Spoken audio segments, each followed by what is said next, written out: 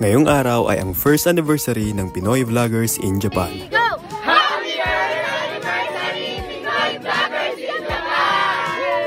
Ako si Luffy, dito to ang pangalan OFW sa Japan. Tara, samahan mo ko. Papunta nga pala ako ngayon sa may Mizumoto Park, Tokyo, Japan. Doon kasi yung venue ng event namin ngayon. Halos 2 oras mahigit yung biyahe ko galing dito sa bahay. Kaya maaga pa lang ay gumayak na ako. At sa mga mahihilig mag-travel, pwede kayo mag-book ng ticket, travel tours, hotels, transportations at iba pa. Dito sa Klook, convenient dahil online booking siya. At kung gusto mo ng 5% discount, gamitin lamang itong aking promo code. At pagkatapos ng 2 oras mahigit na biyahe, nakarating na kami dito sa may Kanamachi Station. Ito kasi yung pinakamalapit na station para makapunta dun sa may Mizumoto Park. ご希望のボタンを押してください。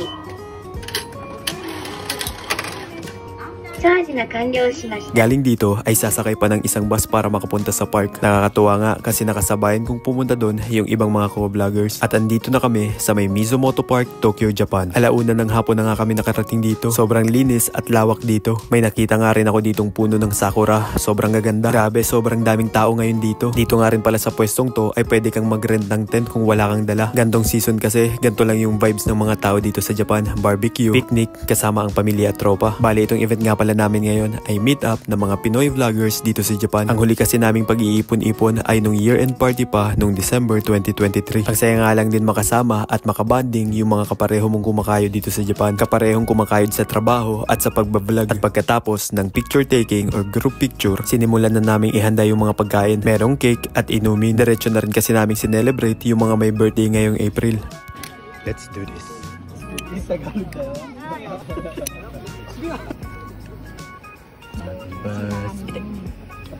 Happy birthday to you.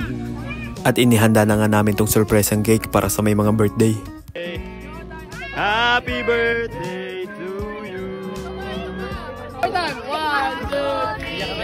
Happy birthday to you. Happy birthday to you.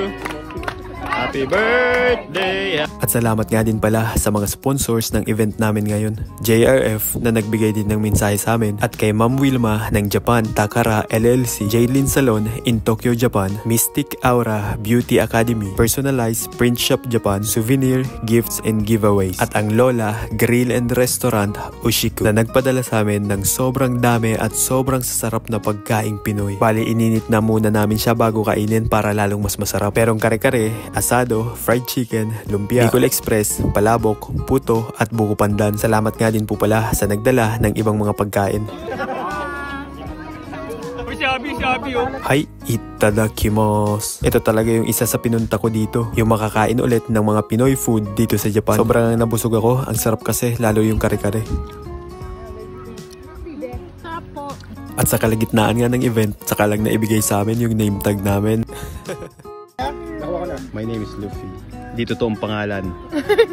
At sinulatan din namin tong raffle ticket ng mga pangalan namin para dito sa paraffle galing sa mga sponsors namin. Halos karamihan nga sa amin ay nabuno. Ito nga pala ang napanalunan ko, ang gift voucher worth of 15,000 yen galing sa Mystic Aura Beauty Academy. Na on the spot interview nga din pala ako ng Badshot.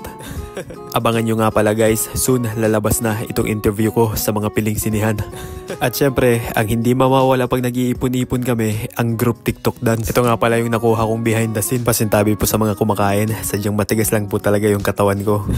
Ang saya nga kasi kahit ang iba sa amin ay hindi marunong, ay lahat kami nag-participate dito sa group TikTok dance. Zumba! Zumba!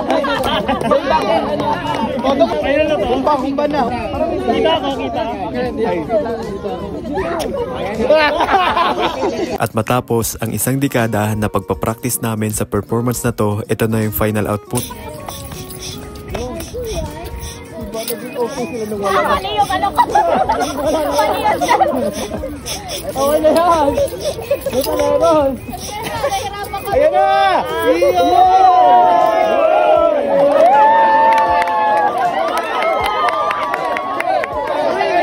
At humabol na nga lang si paring Dexter kasama ang pamilya niya. Natsyempohan rin kasi nagkasabay yung graduation ng anak niya at itong event namin ngayon. At alas 5 na nga rin nang matapos kami dito. Yun lang, hanggang dito na lang. Huwag ka ulit mawawala bukas. Maraming salamat ulit sa iyong ilang minuto.